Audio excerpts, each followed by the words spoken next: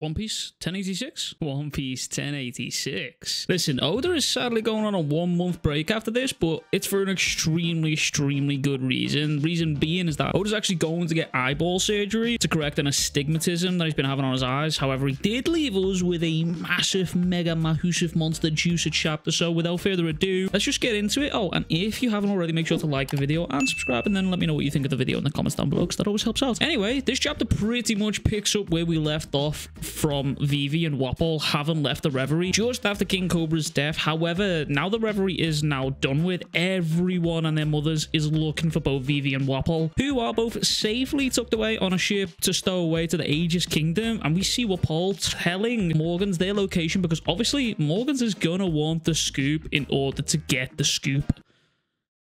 I want this. I hate myself for that joke.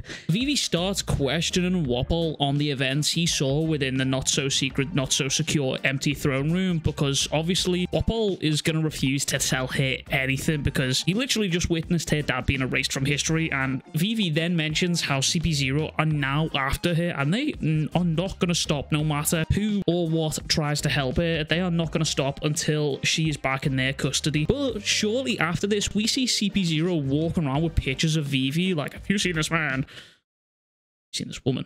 Have you seen this woman? I'm an idiot. We see CP0 looking for her as well as Sabo, which we then cut over to Sabo, who's actually stowed away on the Lelucia Kingdom ship, and he looks incredibly beaten up. And I'm not gonna lie, I'm actually shocked at how much little damage this dude managed to take, and just how on earth he actually managed to escape the empty throne room, considering the 5 elders were there and Emu was there. Turns out Sabo was really just either one super lucky, or he's just incredibly durable, and I'm probably going for the latter. We then get the narrator telling us about 2 key stories that have now spread across the globe. Number 1 being the murder of King Cobra, and then number 2, the disappearance of his daughter. And listen, I already know that we knew this, but seeing the events like these and the politics playing out all in real time makes you really realize just how fucked up the world government is, and how bad the 5 elders are, and especially how bad Emu is. And also, speaking of the 5 elders, I mentioned in my previous review how since these dudes got introduced, I wanted to know more and more. It seems Oda was just listening in on my request here, because he fucking delivered big time. Because we finally got the names of all 5 elders, who we now see talking about Sabo himself, who they say has a checkered fate, with him constantly being surrounded by those who bear the letter D. And they really aren't wrong, because we have Ace, Luffy, Garp, and Dragon, and there's probably a few more in there that I'm missing out, to be honest. We see the 5 elders now talking to Emu, who tells them it's about time they test out Vegapunk's weapon, which turns out to be called the Mother Flame. And the elders then talk about how they've not tried it before, and they ask whether they should try it on land or water. They're suggesting a few options, and Emu's just like, nah, the Lucia Kingdom, wipe it off the map. And again, I know they're evil and all that, but at the same time, in terms of successful, free and evil motherfuckers in anime and manga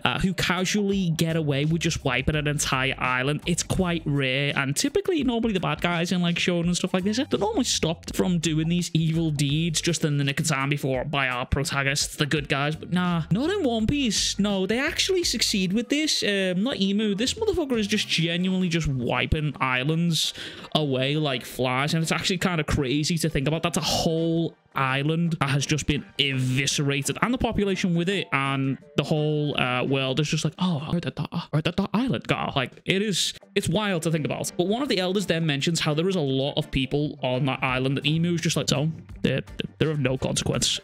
And then they ask the reason as to why Lelucia is the target, and Emu just replies with, it's close proximity. I mean, god fucking damn, this dude is literally nutty. I am now 100% cemented on the feeling that Emu is the final boss. He's the final raid boss of One Piece for sure. And there's another point that happens in this chapter that points me towards more of that concrete decision, and I'll get to that when we get there. But this is where we get our introductions of the 5 elders. We have the defense science warrior god Saint J Garcia Saturn, who we've already been introduced to. He's currently on his merry way to the Egghead Island with Kizaru Kizaru right now. And then next up, we have the environmental warrior card, the Saint Marcus Mars. Obviously, the 5 elder planets. They're all named after planets in some way, shape, or form. Then we have the Justice warrior god, Topman Valkyrie, followed by the Finance warrior god of Ethan Baron V Nus Juro. I hope I'm not butchering that name. I probably am. And then finally, we have the agricultural warrior god, Shepherd Jupiter,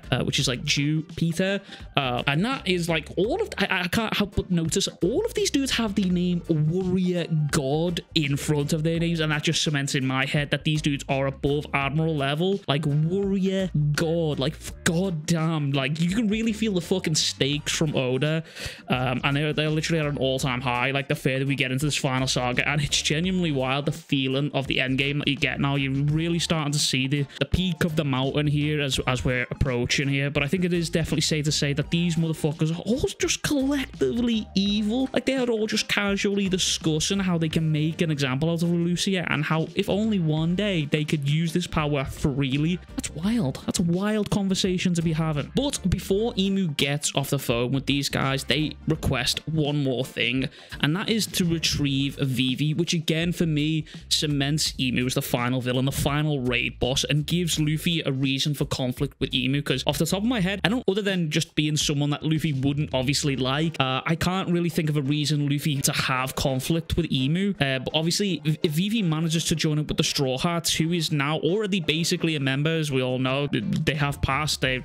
basically an honorary member of the Straw Hats. We all know damn well Luffy is not going to sit around and just let one of his crew be taken by some evil shuttlecock looking motherfucker. So that's obviously going to set up the conflict for Luffy and Emu, unless there is another reason in there why Emu, and I'm just forgetting. If there is, please let me know in the comments down below. It's a big series and there's a lot to forget about sometimes. But while all this is happening, we see the kingdom of Aegis and Tajin, I hope I haven't just butchered that name, I probably have, my apologies, have both started their own rebellion, which is where it shows us the Seraphim of Doffy, Moria, and Crocodile. And this is where Sabo finds out that he's been named as King Cobra's killer, but he tells Dragon that when he saw the news of him killing Cobra, turns out that news had actually spared on a rebellion in both Aegis and Tajin here, but he kept quiet and instead was actually able to bring on new possible recruits to the revolutionary army because of this fact, because of him staying. And Sabo talks about how he called through to the revolutionaries when he was set up to sail away from Aegis, but he made sure to reroute his communications through the island so that the navy would still think he was on that island. But just after he left the island, he then fired the Mother Flame. And Sabo describes it as an enormous shadow moving above the clouds, and he mentions how there is no way a living thing or a natural disaster could cause this type of destruction. But this is where Ivan gives us a little history lesson on Emu and mentions how around 800 years ago the first 20 sovereigns had a Saint Emu of House Nerona, which is probably what King Cobra was about to say within the last chapter there before he was immediately just stabbed. But he then goes on to talk about the ability granting eternal life, and it must have meant someone used it beforehand on Emu. And the first thing that came to my mind was Law's Op no Mi, which if he'd have used his ability to trade a life to give someone else immortality, maybe the previous user of the Op fruit might have done this, and maybe he was a loyal follower of Emu and was willing to give his life in exchange for Emu's immortality. I'm not quite sure, it's just a little theory that I had going on my head, but that's what came to my mind when I thought about this. Well, Ivan then goes on to mention how the only person in the world capable of creating such a weapon would be Dr. Vegapunk, but that Dragon is just sort of like, hold on a minute, Vegapunk would never just create something like this, not intentionally. However, I will say there is a Vegapunk right now that's running rogue, and we've yet to see the rest of their story develop on Egghead Highland, and it wouldn't make sense, you know what I mean? It could have either be one of the aforementioned super weapons, or it could be this rogue Dr. Vegapunk just running around waiting to be the new Skynet, I imagine. Just after this is where Oda gives us a big juice reveal of the supreme commander of the Holy fucking Knights.